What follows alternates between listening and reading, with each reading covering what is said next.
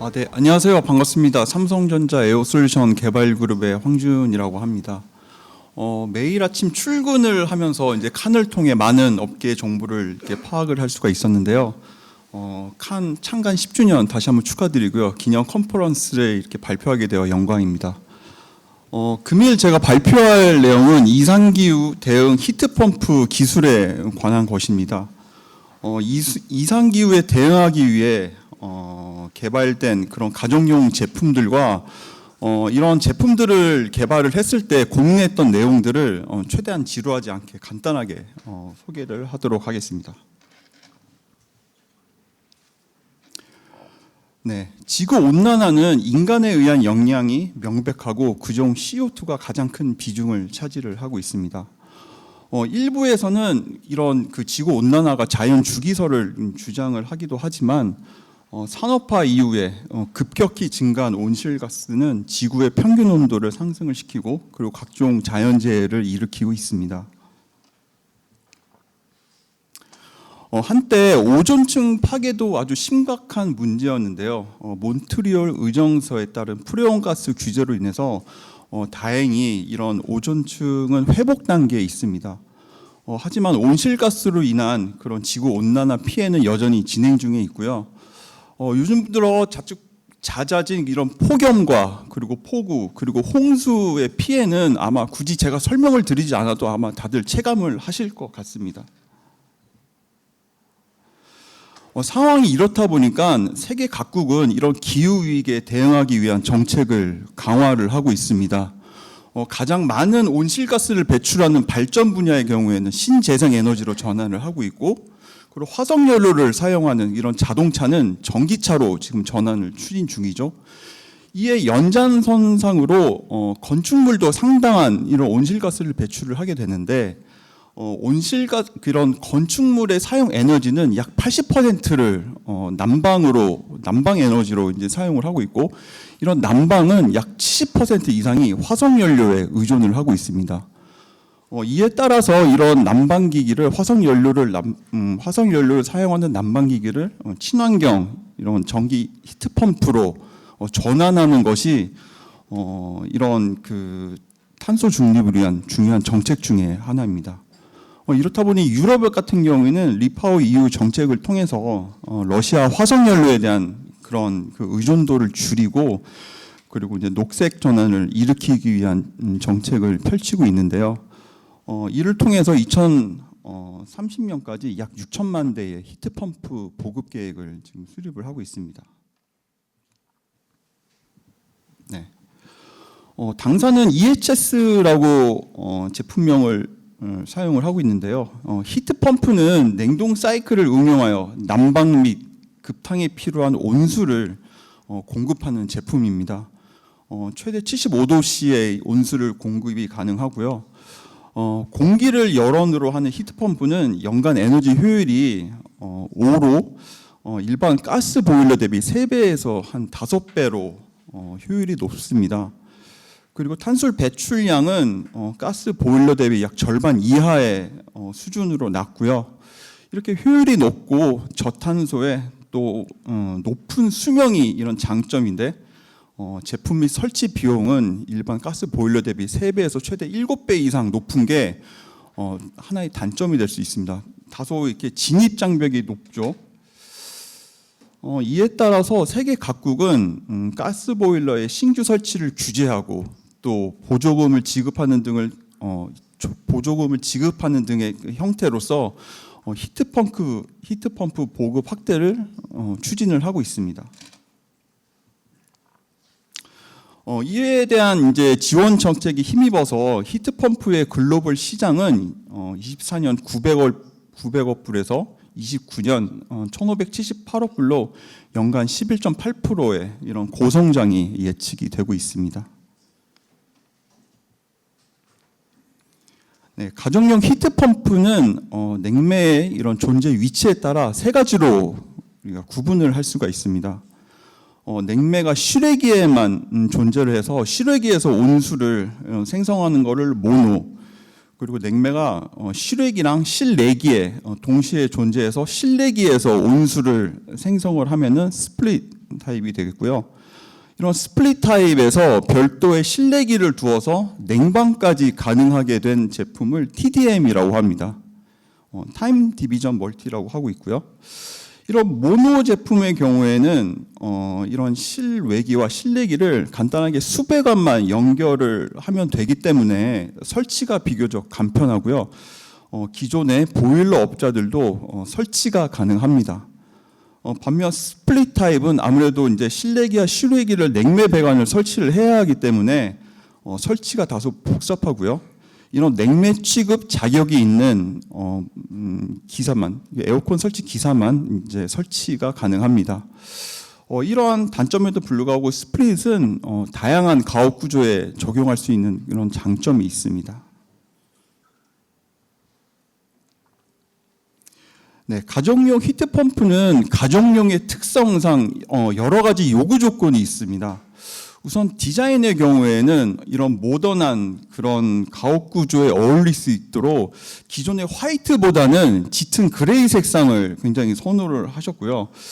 그리고 제품 높이의 경우에는 저렇게 그 창문의 뷰를 해치면 안 된다고 해서 저렇게 창문 틀 아래에 설치할 수 있도록 제품 높이는 1m 이하 이런 제품 높이를 이제 선호를 하셨습니다. 그리고 기존의 그런 보일러를 대체하는 제품이기 때문에 당연히 저온에서도 저온 난방 성능이라던가 저온 난방 신뢰성이 요구가 되고 있고요. 가정용이기 때문에 당연히 이제 이웃 간에 그런 소음 문제가 발생할 수 있기 때문에 그런 또 유럽 소음 규정을 준수하는 그런 저소음화가 요구가 되고 있습니다. 네. 가장 기본이 되는 저온 난방 성능 확보하는 데는 보통 저온에서도 안정적인 출수 온도를 확보하기 위해서 높은 압축비와 그리고 이제 고압이 형성이 됩니다. 그래서 이런 고압을 견디기 위해서 이제 기본적으로 압축기는 압축기의 이런 부품들의 내구성을 강화하는 걸 가장 기본으로 했고요. 저온에서의 이제 효율과 그런 이제 그 공기축으로서의 열전달 성능을 향상시키기 위해서 열교환기 사이즈는 또 증대를 시켰습니다.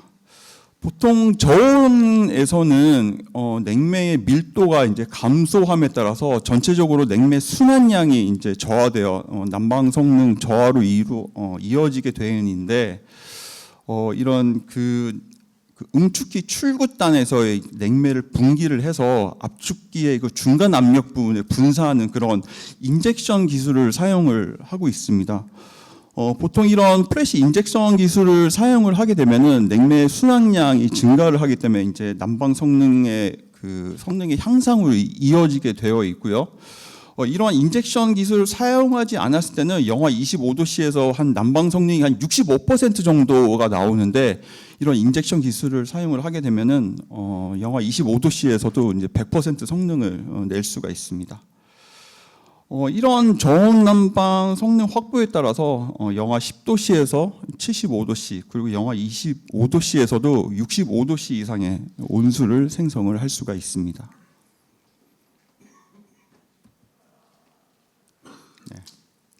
다음은 저소음 기술이 되겠는데요. 이런 저소음화를 위해서 실외기의 여러 부분을 변경을 진행을 했습니다. 우선 그 실외기 팬 같은 경우에는 팬이 이렇게 회전을 하면서 날개 끝단에 이제 난류가 발생을 하게 되는데 이런 난류가 어떤 소음의 원인이 되고 있습니다. 그래서 이런 실외기 팬의 끝단에 이런 멀티 세레이션, 톱니바퀴 형상의 멀티 세레이션 구조를 적용을 하게 되면은 이런 난류 생성을 억제함으로써 이런 실외기 팬 소음을 좀 줄일 수가 있고요. 그리고 실외기에 주된 소음의 그런 그 원인이 압축기에서 나오고 있는데 이는 소재가 다른 이중 펠트를 적용을 해서 압축기의 소음을 차단을 시켰습니다. 그리고 이제 압축기에서 발생하는 그런 진동을 이제 감수하기 위해서 기존 러버에서 이제 스프링 그로멧으로 변경을 진행을 했습니다. 아무래도 저온에서는 이 러버가 조금 그 성분이 좀 딱딱해지는 그런 성분이 있기 때문에 이런 그 스프링 그로멧을 적용을 하게 되면은 진동이 약 95% 정도 이제 상쇄되는 것을 저희가 실험적으로 결론 얻었습니다. 이러한 그 하드웨어적인 변경하고 우리가 또 저소음 모드를 사용을 하게 되면은 유럽에서 지금 야간 소음 규제 규격을 35dB로 이하로 지금 하고 있는데 그 규격을 만족을 할 수가 있습니다. 네. 이런 히트 펌프는 AI 기술을 접목을 시킨다면은 이런 실사용 조건에서도 우리가 에너지를 절감을 할 수가 있습니다. AI를 이용을 해서 급탕의 사용 패턴, 그 사용 시간이라던가 뭐 사용 양을 통해서 이제 열량을 계산을 하게 되고요. 이런 패턴에 맞게 사용량에 맞게 이런 그 수온의 온도를 능동적으로 이렇게 조절을 할 수가 있다면은 기존에 일정하게 유지하던 그런 것 대비 최고 한 40% 정도 에너지를 절감을 할 수가 있습니다. 능동적으로 아무래도 이제 수온을 조절을 하다 보니까 이런 물을 데피는 데 필요한 에너지가 그만큼 감소되기 때문에 이렇게 되는 거고요.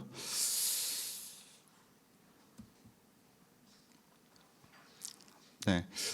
지금 제가 말씀드린 이런 저온 성능 확보라던가 이런 소음 저감 기술 같은 경우에는 우리 개발자들은 어떻게 보면 늘 해왔던 일이기 때문에 좀 새로울 것이 없을 수도 있습니다.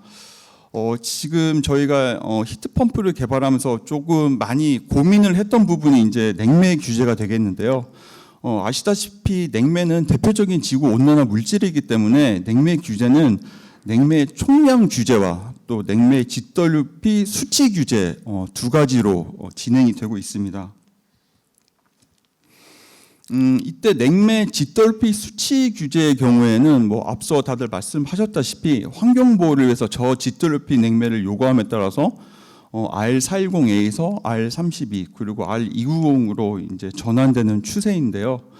우리가 제품을 기존 R32에서 R290으로 전환을 하게 된다면은 이런 냉매 특성상 이제 냉매량 저감 효과가 있고요. 또 GWP 수치를 이제 낮출 수가 있기 때문에 R32 대비 99.7% 탄소 배출량을 줄일 수가 있습니다. 근데 문제가 여기서 나오게 됩니다. 대부분 저 GWP 이런 냉매는 가연성과 폭발성이 존재를 하고 있습니다. R290 냉매는 프로판입니다. 여러분들이 잘 아시는 프로판이고요. 프로판은 독성은 낮으나 가연성이 굉장히 높은 A3 냉매로 지금 분류가 되어 있습니다. 이에 따라서 이런 가연성 냉매를 적용하기 위한 글로벌 안전규격 기준 설계가 요구가 되고 있습니다. 이런 설계 기준을 마련을 하기 위해서 저희는 이런 가연성 냉매가 누설이 되고 그리고 발화에 이르기까지 이런 과정들을 5단계로 분류하고 각 단계마다 어떻게 하면은 이런 발화를 막을 수 있을지 그런 안전 설계 기준을 저희가 많이 고민을 했었습니다. 가장 먼저 이제 이런 가연성 냉매가 누설이 되면 안 되겠죠. 보통 냉매 누설은 용접부나 밴딩부처럼 이런 좀 두께가 얇은 곳에서 압력을 견디지 못하고 터지는 경우가 있는데요. 이런 그 두께가 얇아진 곳은 뭐 두께를 증대를 시킨다거나 아니면 운송 중에 손상 빈도가 높은 부위는 어떤 보호되는 보호 플레이트를 둬서 이렇게 좀 냉매 누설 취약부에 대한 강건 설계를 통해서 냉매 누설을 1차적으로 좀 막고자 했습니다. 보통 이제 냉매가 어쩔 수 없이 누설이 된다면은 센서를 통해서 누설 감지하고 제품 동작을 제한하고 이제 알려야 되는데요. 보통 히트펌프 특성상 이런 가연성 냉매가 수배관을 통해서 이제 실내로 유입될 수가 있습니다. 이에 따라서 우리는 그 어떤 수압 센서와 이제 고저압 센서를 통해서 제품의 어떤 이상적으로 압력이 증가를 하거나 이상 동작을 하게 되면은 이를 누설이 되었다고 감지하고 보호 동작을 하는 그런 알고리즘을 또 개발을 했습니다. 네. 만약에 냉매가 누설이 되어도 어느 정도 농도 이상이 되어야지만 이제 발화를 할 수가 있는데요. 우리는 이거를 연소 하한계라고 부르고 있습니다. 냉매가 누설이 되어도 이런 연소 하한계 이하로 유지시키기 위해서는 이런 배기 구조가 중요한데요. 우리가 슈레기에서는 이런 배기할 수 있는 유로 구조와 배기 렌싱호를 통해서 누설이 됐다 하더라도 바로바로 배출할 수 있는, 배기할 수 있는 그런 것들이 설계에 반영이 되어 있습니다. 네, 만약에 그 누설된 냉매가 그런 연소 하한계 이상이 되더라도 점화원이 없으면은 연소가 되지 않겠죠. 그래서 이런 누설된 냉매가 점화원에 닿지 않도록 해야 합니다. 보통 우리 그 실외기에서는 높은 전압을 사용하는 것이 점화원이 될 수가 있는데 보통 회로부나 뭐 압축기 전압당자가 되겠죠. 이러한 그 점화원을 기밀 구조로 이렇게 설계를 해서 이런 냉매 접근을 원천적으로 이제 차단을 했습니다. 네, 이렇게 했는데도 불구하고 또 냉매가 점화원에 도달을 하게 된다면은 점화원이 어떤 스파크를 일으켜서 이제 점화를 시켜야겠죠. 그래서 이러한 점화원 역할을 하는 부품들을 정의를 하고 이런 방폭 처리해서 스파크를 발생을 없애도록 하였습니다. 네, 지금까지 말씀드린 이런 그 세계의 여러 나라의 정책들과 뭐 히트펌프에 많은 기술 개발을 하고 있는데 아직까지 우리나라는 이런 히트펌프, 특히 가정용 같은 경우에는 히트펌프라는 용어 자체도 아마 생소한 것 같습니다. 우리나라의 경우에는 2050년 탄소 중립 및 가정용 탈탄소화를 위한 제도가 이제 마련이 되어야 하는데요. 이 경우에는 강은철 대표님께서 작년에 칸에 기고하신 글이 잘 정리가 되어 있어서 일부 발췌를 했습니다. 우선 히트펌프 특성상 이제 실외기뿐만 아니라 이제 온수 탱크도 마련되어야 하기 때문에 설치 공간이 좀 부족한 게 사실이고요. 현재 공동주택에서는 에어컨을 위한 실외기실이 마련되어 있는데 다소 히트펌프용으로는 이제 설치 공간이 부족합니다. 이래서 설치 공간에 대한 법적 기준 마련하는 게 좀 좋을 것 같고요. 이렇게 설치 공간이 마련이 되어도 제품이 설치에 따른 초기 비용이 너무 높기 때문에 전기차와 같이 히트펌프 구매 시 보조금을 지급하거나 세금을 면제하는 이런 인센티브가 제공이 되어야 할 것 같습니다. 근데 막상 이렇게 설치를 하더라도 우리나라는 누진제를 적용을 하기 때문에 운영비에 상당한 부담이 있을 수가 있겠죠. 그래서 누진제가 없는 별도의 히트펌프 전용 전기요금 체계로 마련이 되어야 할 것 같습니다.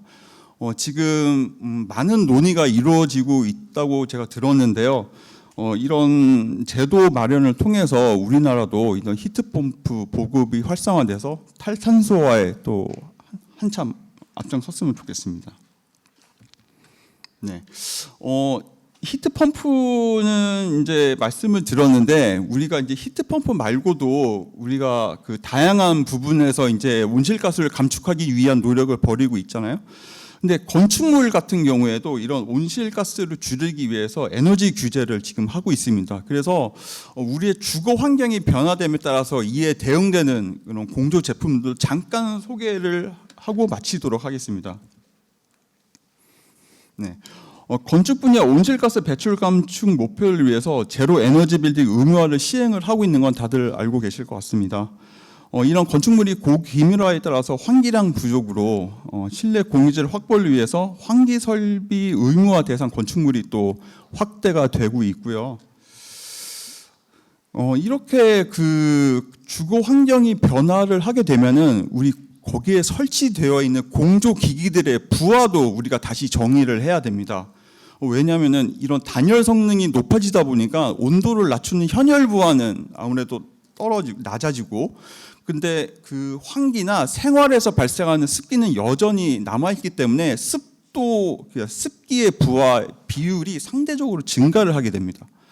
근데 현재 지금 우리가 사용하고 있는 공조 기기들을 사용을 하게 되면은 아무래도 온도를 낮추는데 설계가 되어 있기 때문에 조금만 운전시켜도 굉장히 실내 온도가 내려가는 그런 과냉방이 발생을 하게 되고요. 그렇다고 해서 에어컨의 그런 출력을 또 낮추면은 습도가 제거가 안 되는 그런 또 비효율이 발생을 하게 될 것입니다. 설상가상으로 또 에어컨이 설치되지 않는 이런 공조 사각지대에서는 또 습기에 의한 또 피해가 발생을 하겠죠. 그래서 이런 주거 환경에 변화하는 주거 환경에 맞추어서 환기와 제습 이 두 가지가 꼭 필요한데 그 두 가지가 가능한 주거용 공조 시스템을 저희가 개발을 했습니다. AI 에어 콤보로 이제 제품명이 된 이 제품은 기존의 전열 교환기에 정원 제습 소자를 적용한 제품으로서 이런 요구되는 환기량을 맞추면서도 온도 습도 분리 제어함으로써 쾌적성이랑 또 에너지 절감 효과를 얻을 수가 있습니다. 네, 이러한 AI 콤보는 시스템 에어컨하고 연결을 하게 되면은 공조와 환기가 통합된 주거용 공조 시스템이 이제 구축이 될 것 같고요. 이를 통해서 공간별 다양한 맞춤 제어하고 연동 사용 시나리오 구현이 가능할 것 같습니다. 네, 이렇게 공조와 환기가 통합된 주거용 공조 시스템이 구축이 된다면은 가정용 통합 덕트로 이제 공조를 할 것이기 때문에 전실 공조가 가능해질 것이고요. 그리고 온도는 시스템 에어컨으로 또 습도는 AI 콤보로 이렇게 제어를 각각 하게 된다면은 이러한 불필요한 에너지 낭비 없이 쾌적하게 우리가 사용을 할 수 있을 것 같습니다. 그리고 우리가 한참 개발하는 이런 AI 기능들과 또 접목을 시킨다면은 이런 상황과 공간을 파악해서 사용자에게 딱 맞는 쾌적을 유지할 수 있을 거라고 기대하고 있습니다.